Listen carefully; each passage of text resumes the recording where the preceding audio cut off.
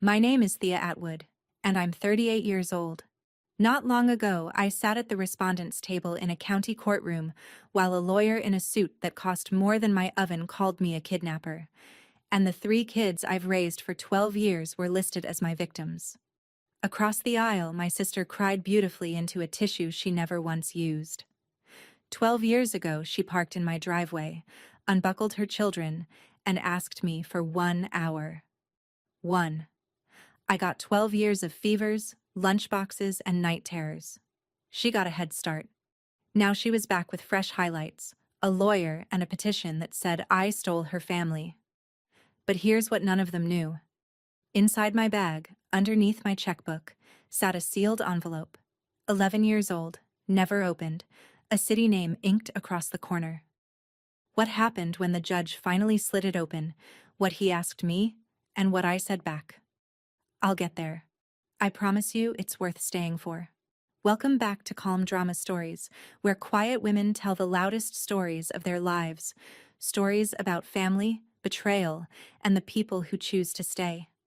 If this one presses on a familiar bruise, drop a comment below and be sure to subscribe so you don't miss what a woman like me does when she finally stops being quiet. Let me take you back 12 years, to a Saturday morning in June. I was 26, renting a worn little house on Cherry Lane, working nights at a diner and saving every tip for culinary school. Kendra's minivan pulled in at 9:15 with the muffler coughing. My sister was 31 then, a widow of 13 months, and she came up my walk carrying Ellie on her hip like a purse she'd grown tired of. Ellie was 1 year old and warm with a low fever. Jonah was 3, asleep on his feet. Mara was 5 and holding everyone's shoes. Behind them, Kendra dragged 2 garbage bags of clothes and dropped them on my porch, the way you drop off donations. She smelled like cigarettes and vanilla lotion, and her eyes kept sliding to the van. She said she had an appointment she couldn't miss. She said she couldn't take the kids to it. Then she pressed the diaper bag into my arms and smiled the smile that had gotten her out of everything since 1989. Just 1 hour, T, I swear. I asked what kind of appointment starts on a Saturday. She was already walking backward down my steps. Mara waved at the van until it turned the corner, and then she asked if there were popsicles, and there were. And that was our whole afternoon. Popsicles, cartoons, a fever that broke by 4 o'clock. At 6, I called Kendra. At 7, I called again. By 10, I was standing at my front window with Ellie asleep on my shoulder, watching every set of headlights come up Cherry Lane, watching every single one of them keep going. The porch light stayed on all night. The van never came back up my street. By Sunday night, her voicemail was full. By Monday, it wouldn't ring at all.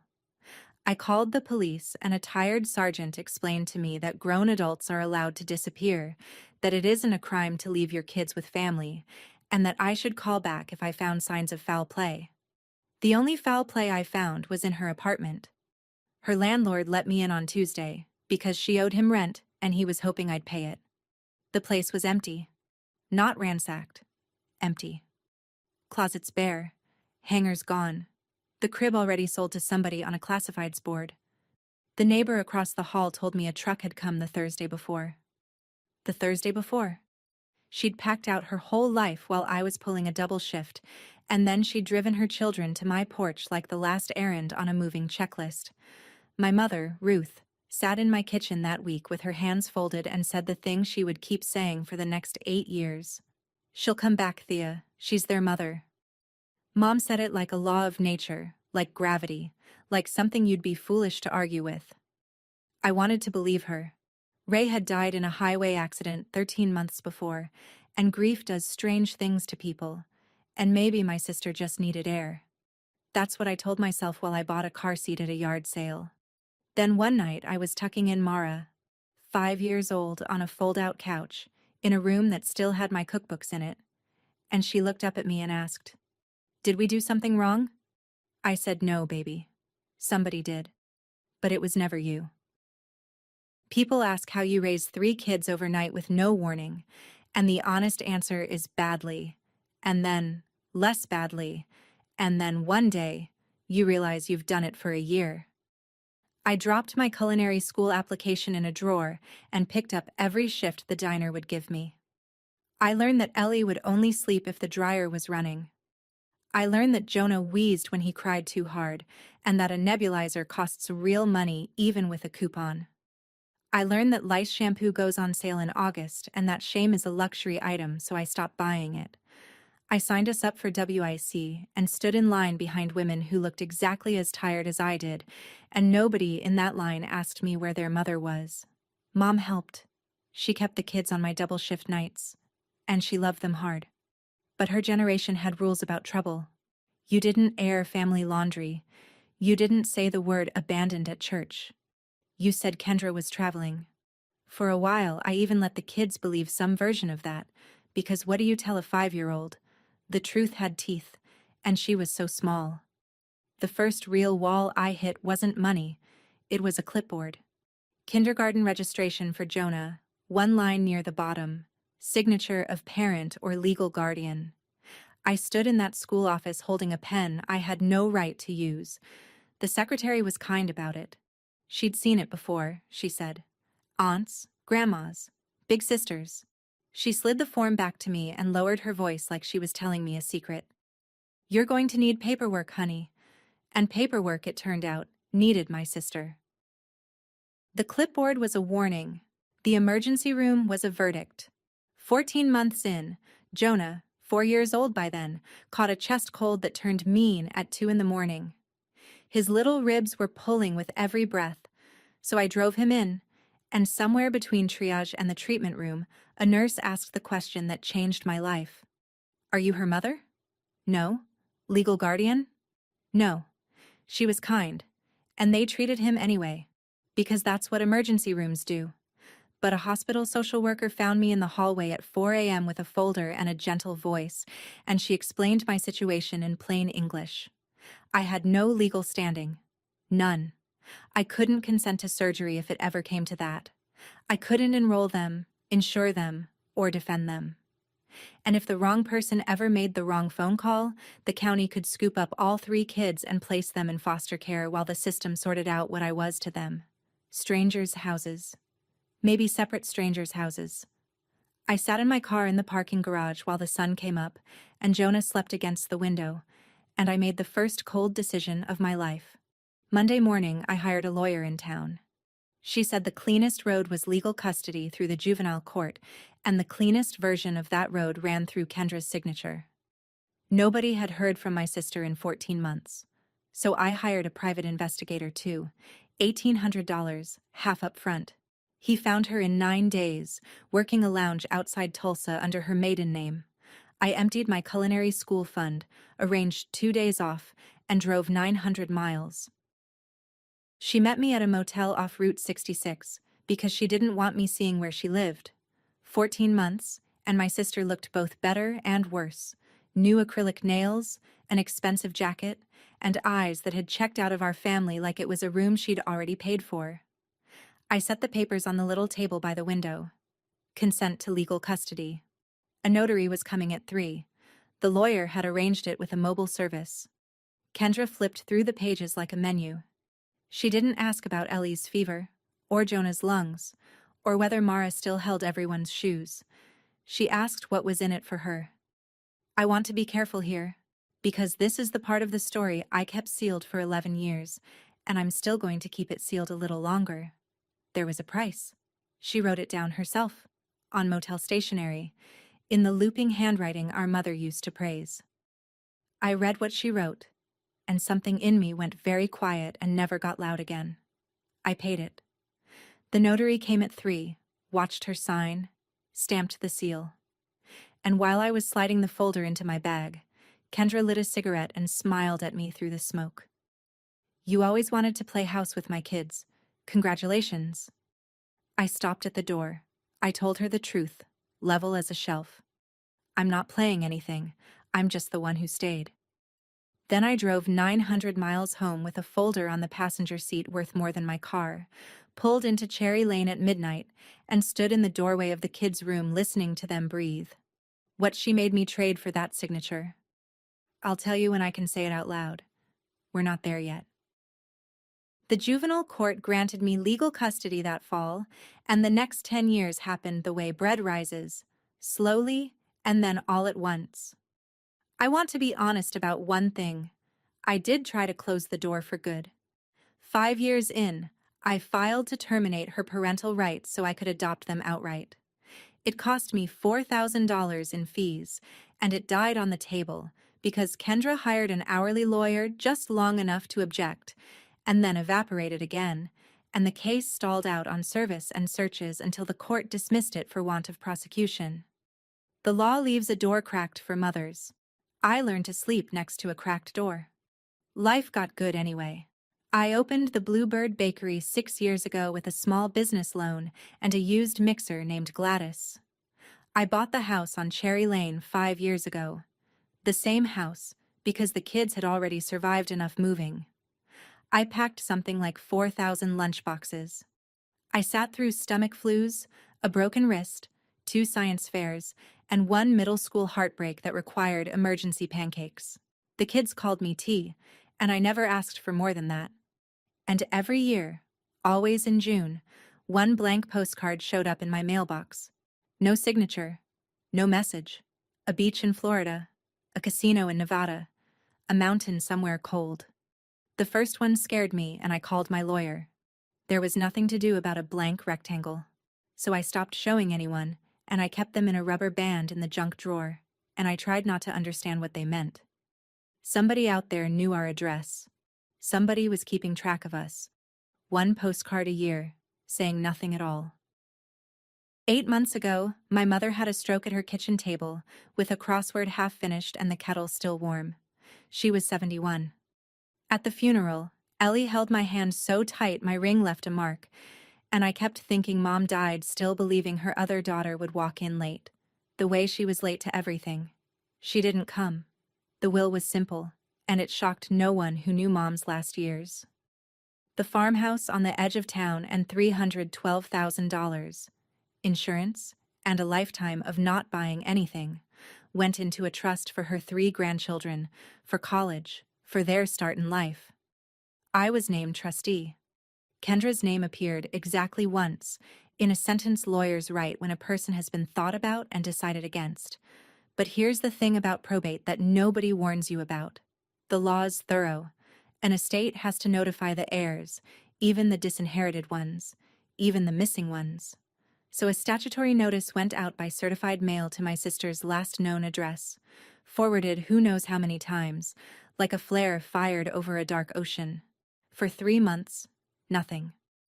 I probated the estate, mowed the farmhouse lawn, kept the trust accounts clean enough to eat off.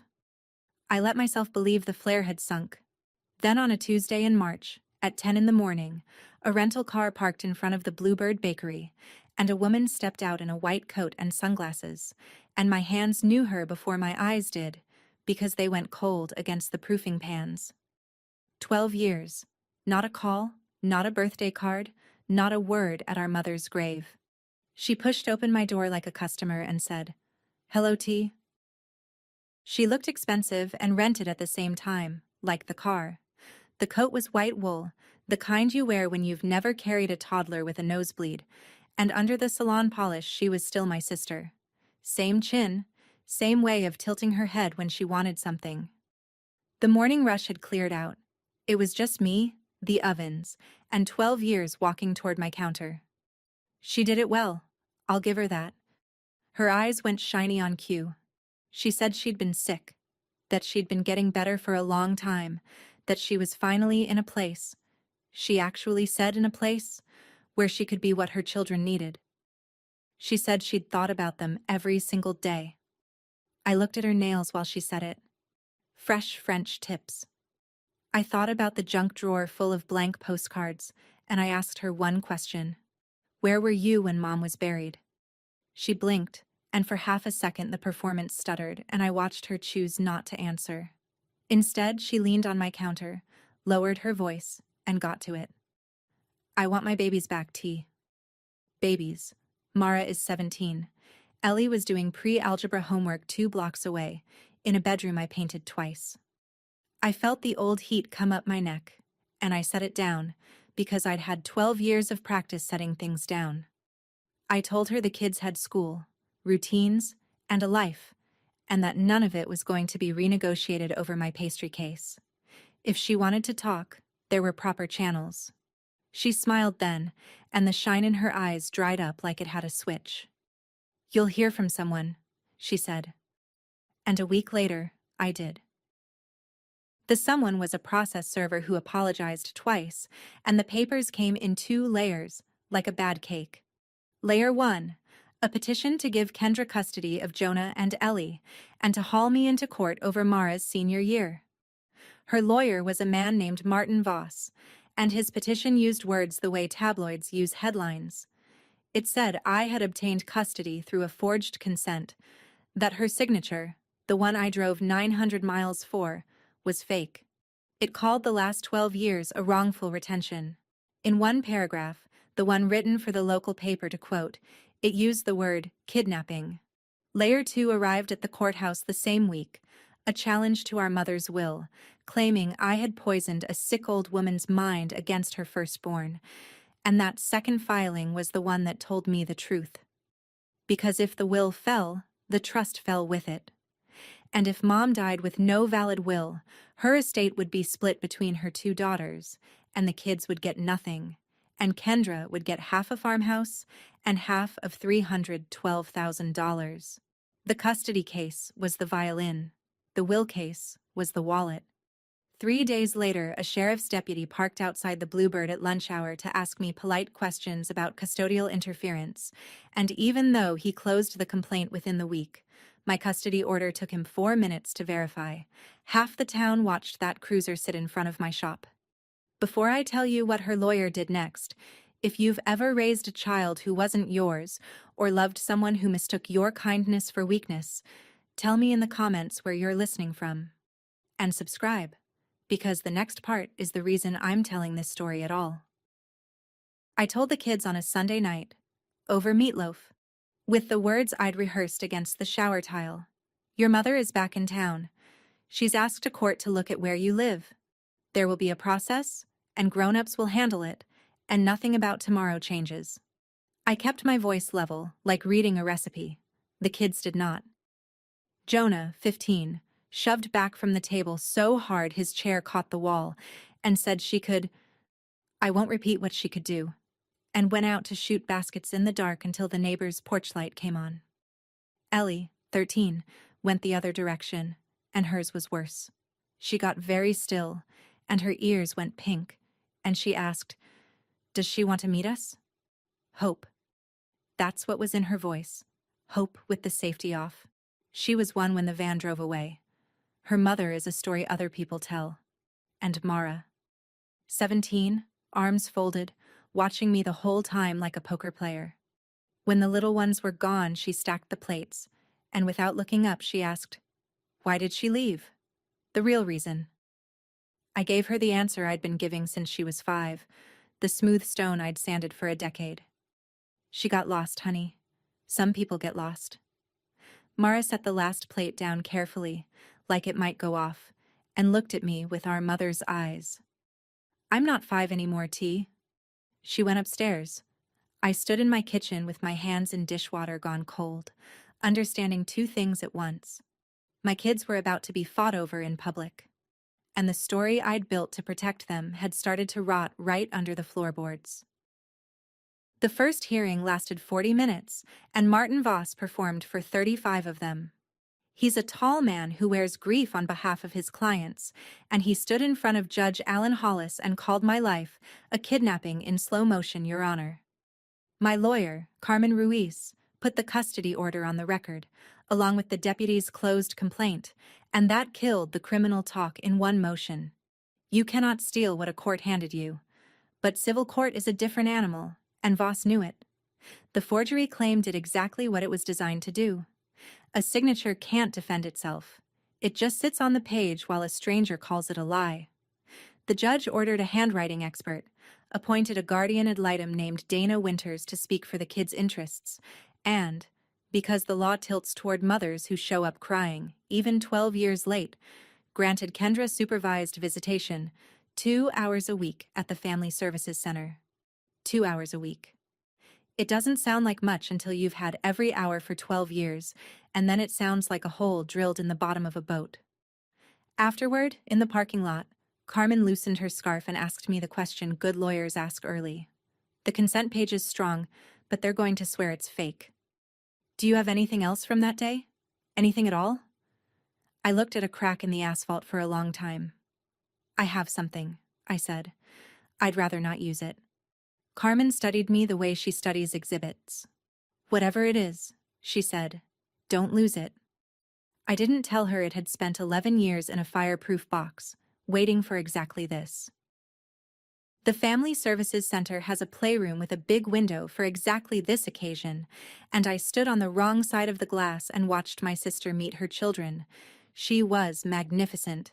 I say that with a flat voice and a straight face. She arrived with gifts that proved somebody had done homework, the exact sneakers Jonah had posted about, a sketchbook with the brand of pens Ellie saves up for, a vintage band shirt for Mara, the band from the poster over her bed. Social media is a gift registry if you're shameless enough to use it. She cried at the right times and stopped at the right times. She knew when to reach and when to let them come to her. Ellie glowed like a struck match. She sat close, then closer, showing her mother a phone full of drawings, and Kendra leaned in, delighted by every swipe. Jonah lasted 20 minutes as a statue and then thawed by degrees, because 15-year-old boys are not built to be handed the right sneakers by a pretty woman who calls them tall. Only Mara stayed cool, polite, upright, answering questions like a witness. Here's the part I'd tell no one for weeks. Before Kendra walked into that playroom, I watched her in the hallway through the second window, where she didn't know she had an audience. Her hands were shaking. She pressed them flat against her coat twice, the way you press a tablecloth. Something in my chest moved an inch, and I hated it. Then the door opened, the shake vanished, the smile arrived, and the show began. Near the end, she bent to Mara's ear and whispered something. On the drive home, I asked, gently. Mara looked out the window. Nothing, she said. She said nothing. Said, Millbrook is a good town, and good towns run on simple stories, and there is no simpler story than a mother who wants her babies back. It got to church before I did. At the spring potluck, my Aunt Lori, my mother's sister, 68, a casserole in each hand and certainty to spare, cornered me by the dessert table with half the congregation in earshot. She didn't lower her voice. She never has. She's their mother, Thea. Blood is blood. What kind of woman keeps children from their own mother? Heads turned all down the folding tables. Somebody's fork stopped halfway. I could have said 12 years. I could have said blank postcards, or garbage bags on a porch, or a boy wheezing in an emergency room with no one to sign for him. But you can't win against a hymn, and blood is a hymn around here. So I picked up my pie server and gave my aunt the only true thing I had that fit in one breath. You're right, Lori. I'm not their mother. I'm just the one who stayed. It didn't land as a win. It wasn't meant to. It was meant to be true. That week, the bakery felt the tide turn. A wedding cake order canceled by voicemail with no reason given, a couple of one-star reviews from accounts that had never reviewed anything but me, 2 regulars who suddenly took their coffee across the street and their eyes somewhere else. I've never once fought the town. You can't. A town believes what's easiest to carry. Then Thursday night Carmen called, and her voice had lawyer gravel in it. Voss had subpoenaed the trust records. Every account, every receipt. He's not building a custody case, she said. He's doing inventory. That night, after the kids' doors clicked shut, I did something I hadn't done in years. I took down the gray box. It's a fireproof lockbox, dented on one corner, and it has lived on the top shelf of my closet since the year I became a legal guardian. Behind the winter blankets, above the reach of curious kids. Everything that proves my family is real lives inside it. 3 birth certificates, the custody order with its raised seal, 12 years of receipts, report cards with my signature on the parent line, a hospital bracelet the size of a bangle. And underneath all of it, flat on the bottom like a foundation stone, one manila envelope sealed, with a strip of packing tape across the flap and a city inked in the corner in my own handwriting. Tulsa. I sat on the edge of my bed and held it under the lamp. 11 years, and the paper had gone soft at the edges, the tape gone amber. I knew every sentence inside it without looking, the way you know a scar under your sleeve. Just 1 hour, T. That's what she'd said on my porch. And I'd been living inside that hour ever since. And the exit had been in this envelope the whole time. Here's the arithmetic that kept it sealed. Opening it in a courtroom doesn't just show a judge who Kendra is, it shows the kids. Forever. There are no takebacks on a thing like that. You can't unread your mother's handwriting. I put the envelope back on the bottom, stacked 12 years of paper on top of it, turned the key, and slid the box home behind the blankets. Then I went to check the hallway, and stopped. Under Mara's door, at 1 in the morning, glowed the blue light of a phone. 2 Saturdays later, I found out who the phone was talking to. I was delivering a sheet cake across town when I saw them through the front glass of Woolery's diner. My niece in the corner booth, and across from her, in sunglasses she didn't need indoors, my sister. No caseworker within miles. Unsupervised contact, in violation of a court order barely a month old. On the table between them sat a small wrapped box with a ribbon, sliding across the formica under Kendra's manicure like a chess move. I didn't slam through the door. I want credit for that someday. I walked in, said good afternoon to both of them, and told Mara the cake in my van needed a second pair of hands. Kendra didn't argue. She sat back with a small smile and let me collect my own kid, and that smile followed me out the door like a hand on my back.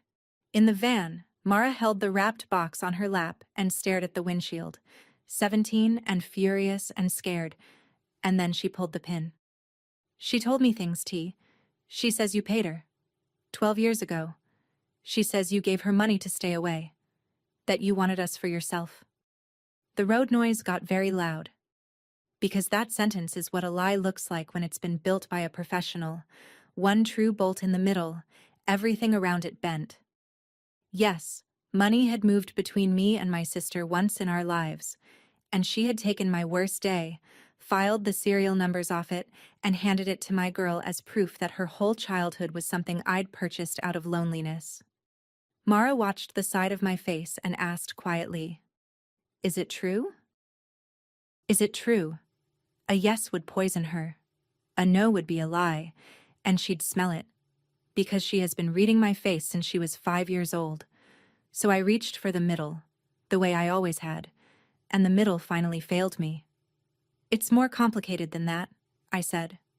Mara nodded slowly, the way you nod at a stranger, and looked back at the windshield. "That's not a no." We drove the rest of the way with the radio off.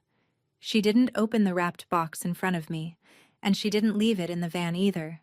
Something in our house shifted that afternoon. Nothing dramatic, just a door that used to stay open staying closed, a girl who used to talk to me chewing everything twice before saying half of it. Silence, it turns out, charges interest. Monday I sat in Carmen's office and told her about the diner. She straightened like a bird dog. An unsupervised meeting, arranged behind the court's back, with a gift. That's a violation. That's leverage.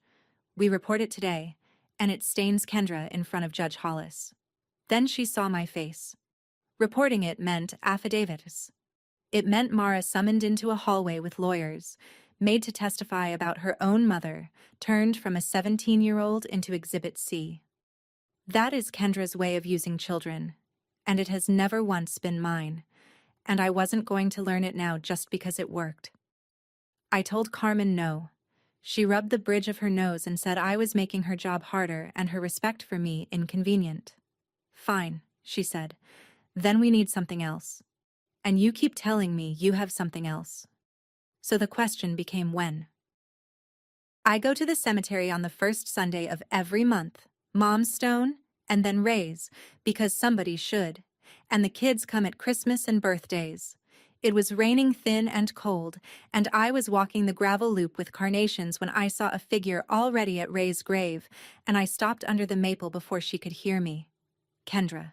No audience, no lawyer, no camera-ready coat, a gas station umbrella and flat shoes, kneeling on the wet grass in front of her husband's name.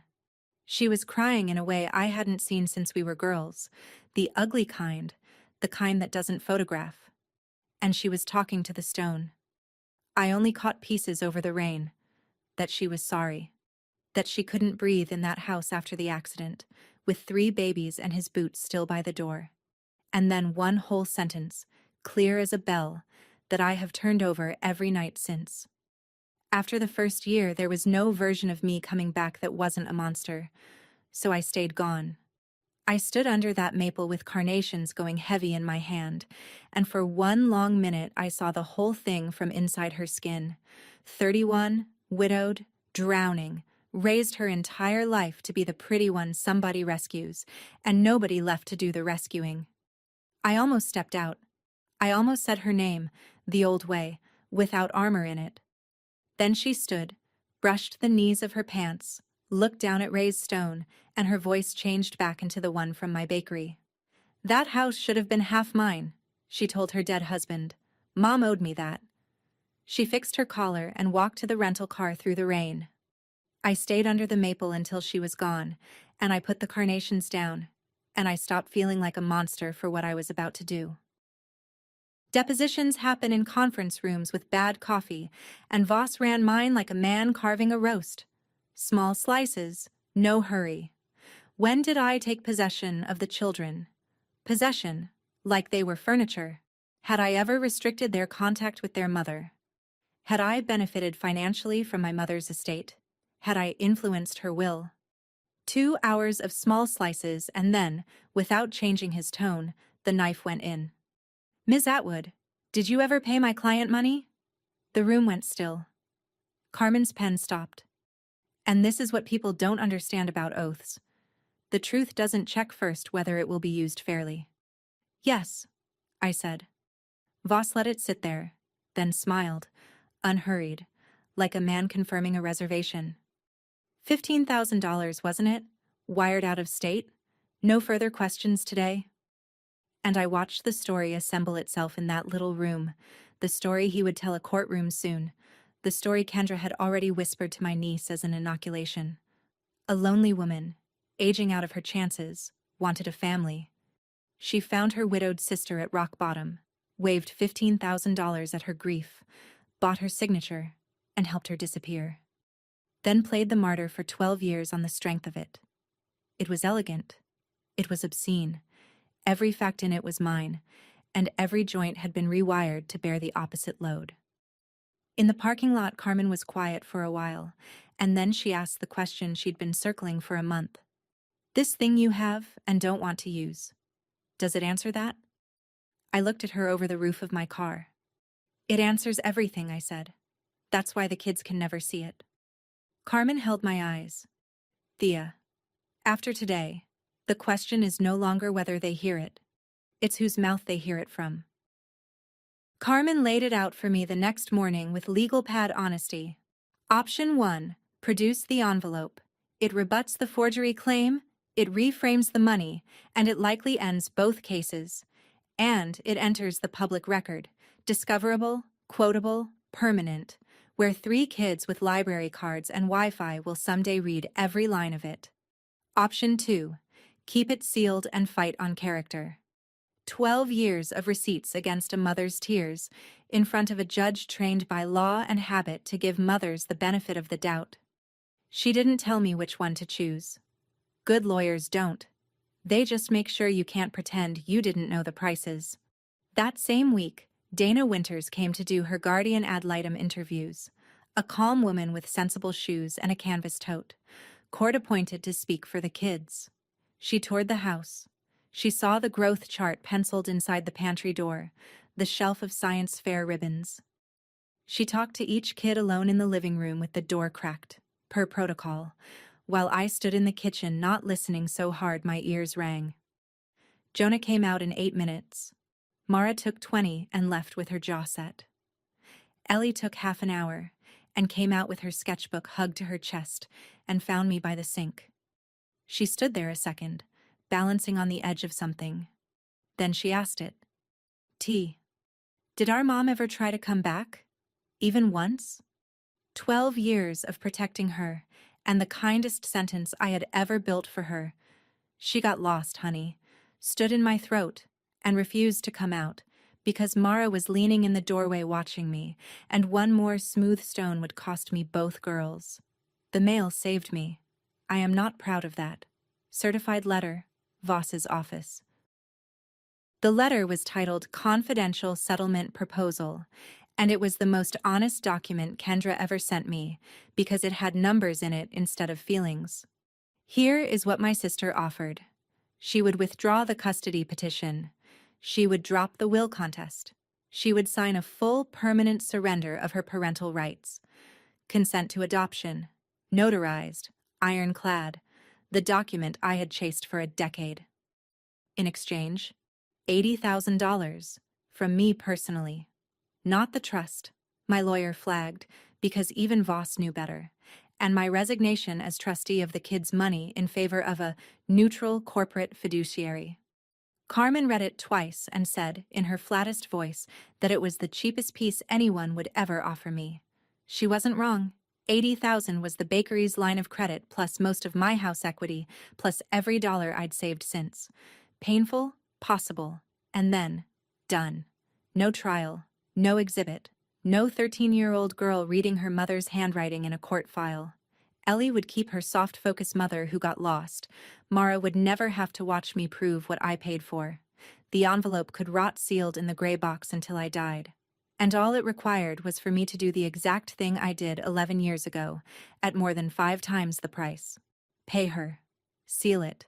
Call the silence protection, and wait for the next certified letter in 5 years or 10, when the silence came up for renewal. $80,000 for my family to stay mine. Would you have paid it? Be honest with me. Comment yes or no below, and subscribe before you decide, because what I chose instead changed all 4 of us. I told Carmen I needed one night. She said, take 2. I only needed the one.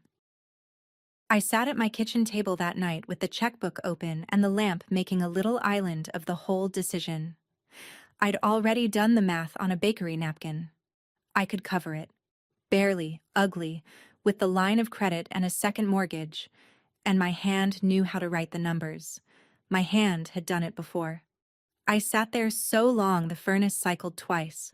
Around midnight the stairs creaked, and Mara came down in her old robe, and instead of the refrigerator she pulled out the chair across from me, which she hadn't done in weeks.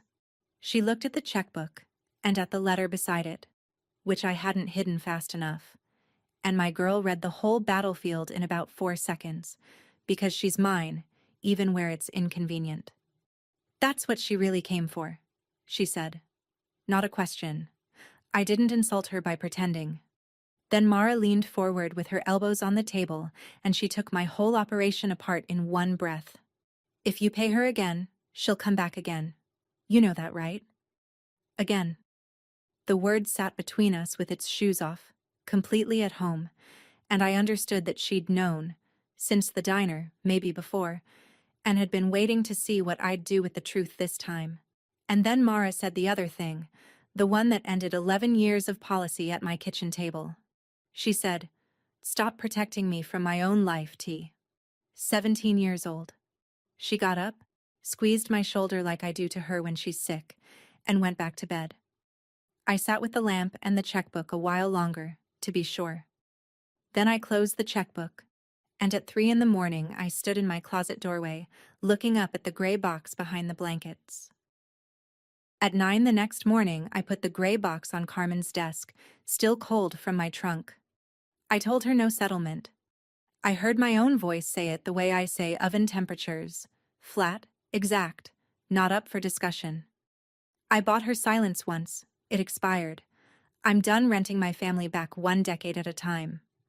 Then I turned the key, took out the manila envelope with Tulsa inked on the corner, and set it in front of my lawyer and told her what was inside, out loud, in order, for the first time in 11 years. Carmen didn't touch it for a moment. Lawyers develop a reverence for paper the way bakers do for starters. She could smell what it would do. Then she walked me through the consequences at funeral pace, because she owed me that. Once it goes on the exhibit list, Voss sees it. Once it's evidence, it's public record. Sealing requests fail more than they succeed.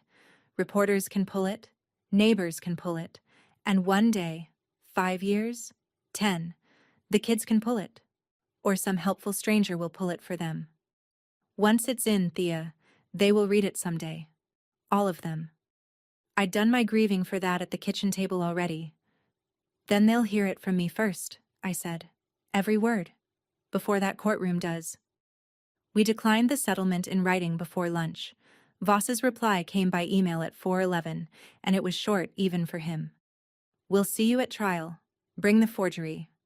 I read it twice, standing in my empty bakery with the chairs up on the tables, and I felt the door swing shut behind me. The good, clean sound of a decision you can't take back. For 11 years, I'd guarded a secret. Starting now, I was just early. Dana Winters filed her guardian ad litem report the week before trial, and Carmen read me the important parts over the phone. The children are deeply bonded to their aunt, whose home is the only one two of them have ever known. Removal would be devastating. Recommend the current custody arrangement continue. I was breathing again by the third sentence. And then Carmen paused, and read me the other line, the one aimed at me. The guardian's persistent lack of transparency with the children regarding their mother's departure is noted with concern. Noted with concern. A stranger with a canvas tote had walked through my house for one afternoon and put her finger, gently, precisely, on the exact beam I'd built the whole structure on. I didn't argue with it. You don't argue with a level. It just tells you what's true. 2 nights before trial, at dinner, Mara announced she was coming to court. I said absolutely not, and she pointed out, correctly, that she was 17, that it was a public courtroom, that she had a study day, and that Mrs. Callahan next door could stay with Jonah and Ellie, but nobody could stay with her.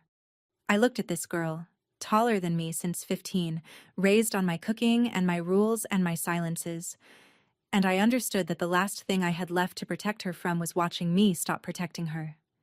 So I said okay. I ironed her good blouse anyway. She let me. The night before trial, I didn't sleep, and I didn't try. I sat on the edge of my bed with the envelope in my lap, and through the wall I could hear Ellie's white noise machine, the ocean sound on since she was 4. In 9 hours, whatever a judge decided, her mother was going to die a second time, and I was the one bringing the shovel. The county courtroom smells like old oak and radiator dust, and the ceiling fan has clicked on every third rotation since probably Eisenhower. Judge Hollis presided. The gallery held a scatter of townspeople who had decided their errands could wait, and in the second row, in her good blouse, sat Mara, hands folded, spine straight, watching everything. Kendra took the stand in dove gray, and for 40 minutes she gave the finest performance of her life. She had been ill. She touched her collarbone when she said it, letting the word do its own insinuating. She had gotten help, gotten steady, tried for years to find her way back to her children. And then, with her chin trembling at exactly the right frequency, she found me at the respondents' table and told Judge Hollis the story I'd heard assembling itself for months. Her little sister had always wanted what she had. Her little sister had come to her at her lowest, waving money, hungry for a family of her own. She paid me to disappear, Your Honor, and when I refused to stay away, she threatened me. That signature they keep showing everyone. It is not mine. She wept then, carefully, the tissue hovering. I watched the gallery lean toward her like plants toward a window, and I understood, with a kind of scientific calm, that she might actually win this. Blood in the front row, tears on the stand, and one signature she had decided to simply unsign, betting that a traveling notary from 11 years back might as well be a ghost. Voss turned to Judge Hollis with the satisfaction of a man resting his case an inch from the finish line, and then he looked at my lawyer, and the words came out of him like a door opening onto a long drop. Your witness. Carmen walked me through the honest inventory first, the custody order, the school records, the medical files, 12 years of my signature on the parent line of a child's life. Then Voss got his turn, and he came at me pleasantly, The way you'd approach a pie you intend to drop. Wasn't it true I'd struggled to have a family of my own? That I'd located his vulnerable, grieving client through a private investigator? That money had quietly changed hands? He built each question one brick higher, and then he set the last one down with the flourish he'd been saving all trial. Isn't it true, Ms. Atwood, that you bought yourself 3 children for $15,000? The fan clicked. Somewhere behind me, a purse zipper went still. I looked at Mara in the second row. My girl, in her ironed blouse, who had told me at a midnight kitchen table to stop protecting her from her own life. Then I looked at Judge Hollis, and I heard my own voice come out level. The voice I use when the ovens are on fire and panicking is a luxury. No, sir. And I'd like to enter something into evidence. Voss objected on principle. Carmen was already at the bench with the exhibit list, where it had sat for weeks. Respondents Exhibit 14, disclosed, described, fought over in 2 motions Voss had lost, the original sealed by agreement until it was offered through my testimony. Judge Hollis waved them through the lawyer weather and let me speak. It's an envelope, Your Honor. It's 11 years old. I sealed it in a motel outside Tulsa the day my sister signed that consent, and I have kept it sealed ever since, because of what it would cost 3 children to read it. The bailiff carried it up, and the courtroom watched it travel like it was lit. I found Kendra's face while it moved. She had gone the color of unbaked dough. For 11 years she had banked on my silence. She was watching the account close. She asked me for 1 hour, I said, to the judge, but not only to him. I gave her children 12 years. The rest of that story is in your hands now. Judge Hollis is a heavyset man with reading glasses on a chain, and he opened my envelope with a letter knife, unhurried, the way judges do everything. 3 things came out onto the bench. The first was the notarized consent. The original, seal raised, signed in blue ink while a notary and I both watched. The twin of the copy Voss had spent months calling a forgery. The second was a wire receipt, dated the same week, $15,000, drawn out of a savings account labeled, in my own optimistic handwriting from another lifetime, culinary school. The third was a single sheet of motel stationery, and I watched him read it, and I knew every loop of the handwriting he was reading, because I had read it 10,000 times before I taped the flap. You want papers? 15,000, and I'll sign whatever you put in front of me. Don't come looking for me again. Tell them I'm dead if it's easier. K. The courtroom was silent, but courtrooms are often silent. This was different. This was the silence of a man behind a bench reading a mother's price list. Judge Hollis read it twice. I watched his eyes go back to the top and walk down again, slower, as if the words might behave better on a second pass. Then he took off his reading glasses, folded them, and looked at Kendra for a long moment, and she looked at the exit sign. And then he looked at me, and Judge Alan Hollis, 22 years on the bench in that county, asked his question into the quietest room in Ohio. Ms. Atwood, do they know? The fan clicked. In the second row, my daughter, I'm going to call her that now, I'd earned it by then, leaned forward. Not yet, I said. He held my eyes and something passed between us, 2 people who each knew the weight of paper. Then he adjourned for lunch, ordered the exhibit into the record, and said quietly that the afternoon could wait until the family had had its hour. There's a conference room off the courthouse hallway with a wobbly table and a window painted shut, and that's where my family actually happened, more than in any courtroom. Mrs. Callahan drove Jonah and Ellie over from school when I called. Mara was already there, arms crossed, pacing. I sat the 3 of them down, and I put copies of all of it on the wobbly table, face down, my hand flat on top.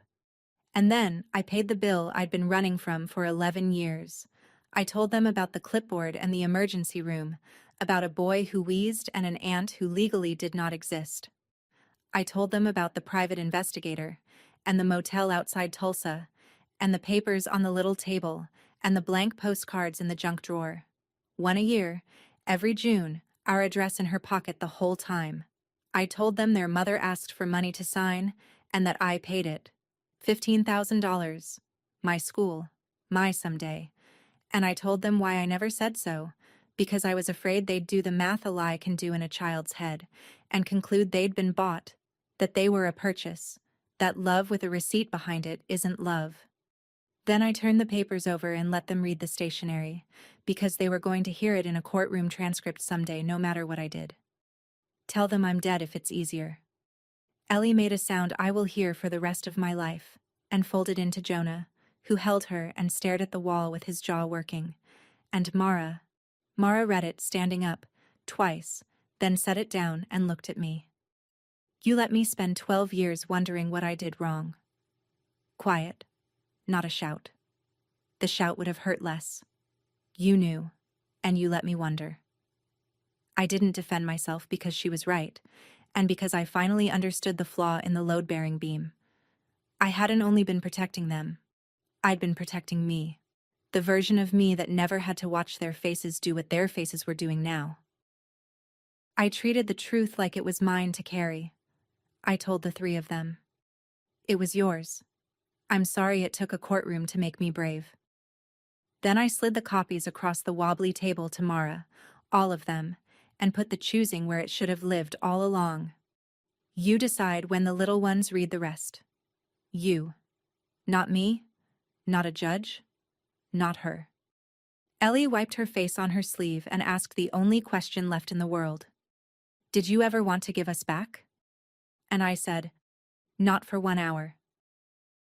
The afternoon session took 40 minutes, and Kendra's case died quietly, at a table, the way paper kills things.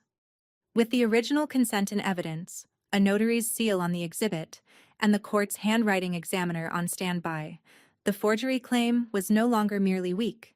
It was perjury, with a runway. Voss saw it. Lawyers can smell their own malpractice premiums. After a whispered conference, his client withdrew the forgery allegation on the record and conceded the signature was hers, which meant conceding the note, which meant conceding the price. Judge Hollis denied the petition from the bench. He made a finding of abandonment. 12 years, he said, without one phone call, $1, or one birthday card, is not an illness or an estrangement. It is a decision, renewed daily. He said the word decision like a gavel. The will contest went with it. You cannot claim your mother was poisoned against you while your own handwriting sits in the record explaining exactly how she came to be. And he looked at my sister for a long moment and told her that the court had rarely seen a parent better served by a child's guardian than she had been, at her own asking price. No prison. No cuffs. Life doesn't give you that scene, and I'd stopped needing it. In the hallway afterward, Kendra came past us with Voss a careful 3 steps behind. She slowed when she reached Mara. My girl stood very straight, holding her grandmother's posture and my ironing, and she looked at her mother the way you look at weather moving off. Kendra's mouth opened, and whatever was in it, she swallowed. She turned to me instead, and for 2 seconds the performance was gone and it was just my sister, tired, 43, holding a purse in both hands. You were always better at keeping things than me, she said, even them. Then she walked out through the double doors into the June light, and the 3 kids watched her go, and not one of them moved a foot in her direction. The clicking fan was louder than their goodbye. 6 weeks later, with the abandonment finding on the books and Dana Winter's blessing in the file, Carmen filed to terminate Kendra's rights and start adoption proceedings for Jonah and Ellie. Nobody objected. Nobody appeared. The certified notices came back signed by a stranger at a mail center in Nevada. Mara turned 18 that October, which meant she'd aged out of the whole question, until she sat down at my kitchen table on a Sunday night, slid a printout across to me, and said, "File one for me too. Adult adoption. It exists." She'd researched it herself, the way she researches everything, with 16 tabs open. "And change my last name while you're at it," she said. And then, because she saw my face, she looked at her hands and finished it. "You're not just the one who stayed, T. You're my mom. The paperwork's just late." The paperwork was 12 years late, and I signed it anyway, and I did not manage to do it with a steady hand, and no one at that table held it against me. The gray box lives on the counter now. Unlocked. Empty. Mostly. The originals belong to a court file in the county seat, and the copies belong to Mara, who keeps them where her sister can't stumble on them yet, and asks Ellie's therapist, not me, when the time might come. That was her call to make. We don't keep each other's truths in this house anymore. We just keep each other. In June, a letter came addressed to all 3 kids in looping handwriting, postmarked Nevada. I didn't open it. I didn't screen it. I set it on the kitchen table with the bills, told them what it was, and left the room. And through the door, I heard the 3 of them decide together. Voices low. 3 kids wiser about their mother than I ever let them be. They put it in the junk drawer with the blank postcards and the still-wrapped ribbon box from the diner, unopened. Maybe someday. Their call.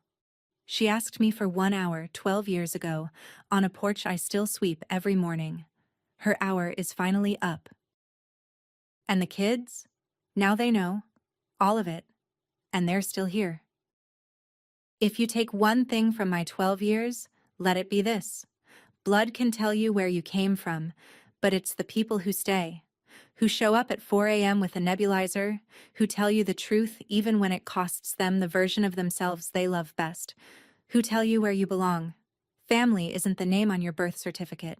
It's the name on 4,000 lunchboxes. It's who's still standing in the kitchen when every set of headlights has kept on going.